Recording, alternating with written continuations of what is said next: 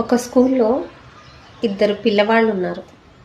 ఆ ఇద్దరు పిల్లగాళ్ళు మంచి ఆటగాళ్ళు, మంచి క్లవర్స్, మంచిగా చదువుతారు, మంచిగా ఆట దేనిలోనైనా బాగుంటారు. కానీ వాళ్ళిద్దరికీ ఒకరోజు రన్నింగ్ రేస్ పెట్టారు.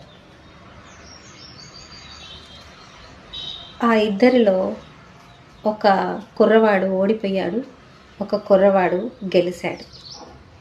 అందరూ ఆ అబ్బాయికి జేజేలు కొట్టుకుంటూ ఆ అబ్బాయికి ఉత్సాహంగా గెలిస్తే అక్కడ ఉన్న వాళ్ళందరూ సంతోషం చేస్తున్నారు. కానీ అక్కడున్న మాస్టారు ఆ ఓడిపోయిన అబ్బాయి దగ్గరికి వచ్చి ఓదార్చి ధైర్యం చెప్తున్నాడు. దీన్ని బట్టి మీకు ఏమర్థమైందండి? గెలిచిన వాళ్ళు ఎలాగో సంతోషంగా ఉంటారు, సంబరాలు చేసుకుంటారు. కానీ ఓడిపోయిన వాళ్ళని ఓదార్చాలి, ధైర్యం చెప్పాలి.